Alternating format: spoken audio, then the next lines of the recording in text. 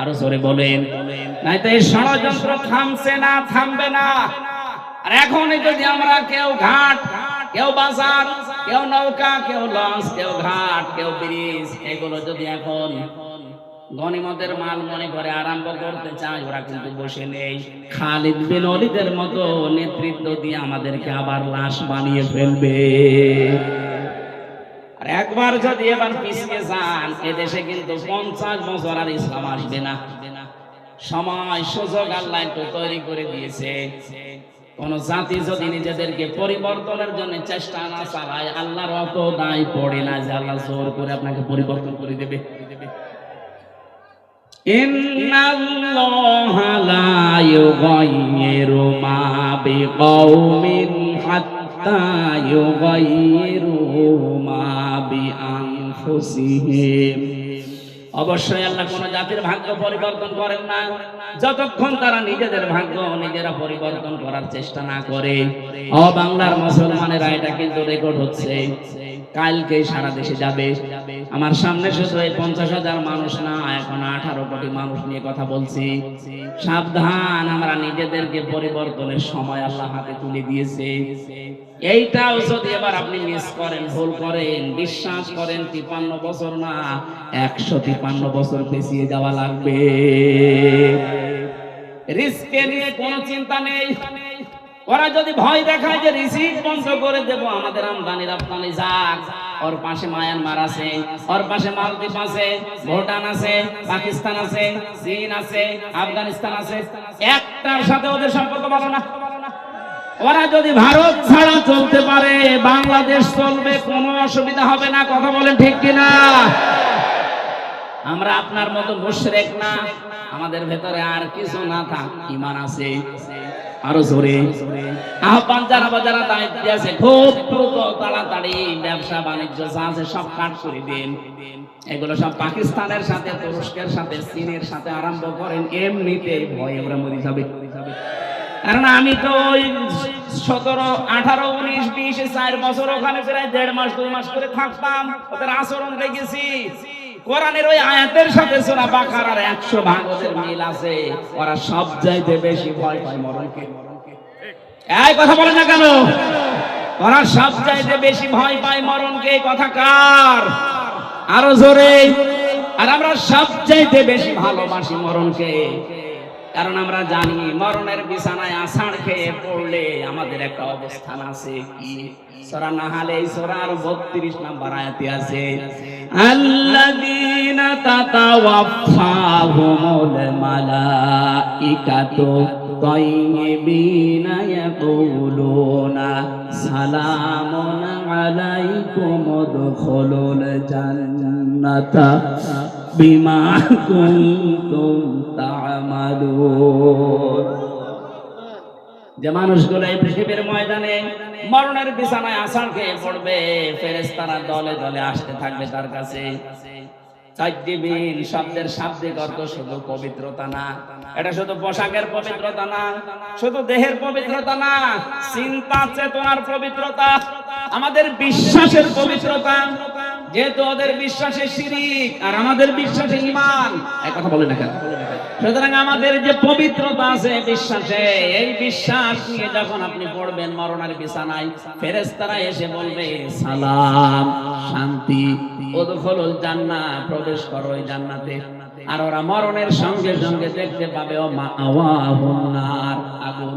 কি এজন্য এত ভয় পাই আমরা যারা ঈমানদার, যারা পবিত্র ঈমানদার, এই মানুষগুলো মরণের সঙ্গে সঙ্গে আমরা দেখতে পাবো জান্নাত। ফেরেশতারা এসে বলবে প্রবেশ করো, উদখুলুল জান্নাতা বিমা কুনতুম তা'মালুন। দুনিয়ায় যা কাজ করেছো তার পুরস্কার হিসাবে আল্লাহ তোমাদেরকে এই বাগান দেখাচ্ছে। ধরে বলেন আমিন। আসল জীবনের সফলতা তো এটাই। আপনি 41 সাল পর্যন্ত ক্ষমতায় থেকে কি করতেন যদি জাহান্নামে যাওয়া লাগে? কথা বলেন না কেন? আমরা 41 সাল না 41 সেকেন্ড বাঁচতে চাই, কিন্তু আমরা চাই আমাদেরকে আল্লাহ জান্নাতি বলে ঘোষণা দিক। ফামান সুহসিহা মিন নার ওয়া উদখিলাল জান্নাহ জান্নাতা ফাকাদ ফাজ। আল্লাহ পাক বলেন দুনিয়ার জীবন আসল জীবন না, ওই লোকটাই তো সফল যাকে আমি আল্লাহ জাহান্নাম থেকে মুক্ত করে জান্নাতি বলে ঘোষণা দিয়ে দিয়েছি।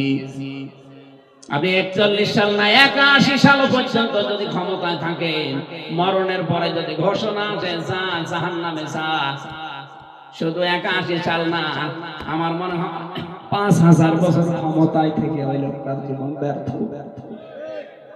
এর পরের আয়াতে আল্লাহ আমাদেরকে একটু সতর্ক বাণী দিয়েছেন, ওয়ামাল হায়াতুদ দুনিয়া ইল্লা মাতাউল গুরুর।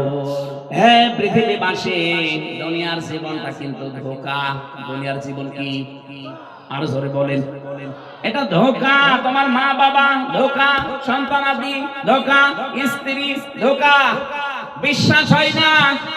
যাদের জন্য বৈধ অবৈধ নেই, বাবা শাহজালাল সব হালাল করে উপায় করতেছো, কোটি কোটি টাকার সম্পদ রেখে যাচ্ছ, মারা যাও, মাত্র 100 বছর পরে তুমি ফিরে আসো, আমি গ্যারান্টি দিলাম 100 বছর পরে যশোরে এসে এই যে বিশাল বানাখালা বানিয়েছিল চাকলাদার সাহেব, 100 বছর পরে যদি চাকলাদার সাহেব এসে ওই যে কি যেন নাম ওইটার,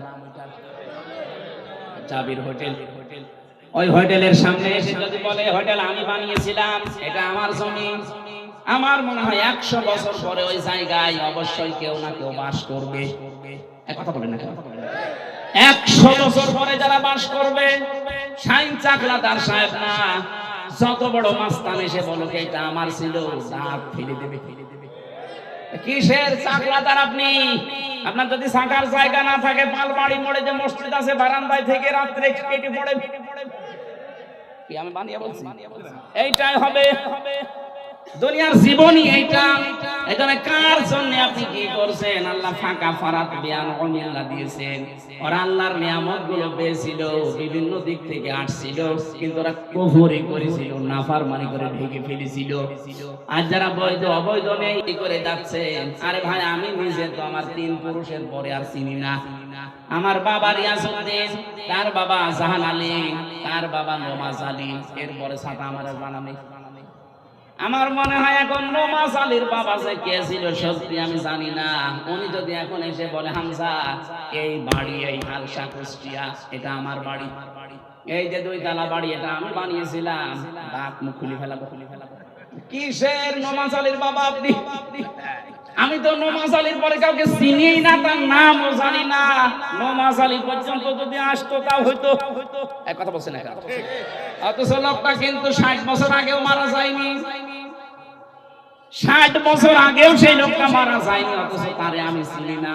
আর আমার মেয়ে তো তার জীবন চিনার কথাই না। আমার মেয়ে সর্বোচ্চ আমি হামজা, রিয়াজউদ্দিন, জাহান আলী পর্যন্ত চেনে। এরপরে জিজ্ঞাসা করুন কে? এটাকে ফেরেশতা।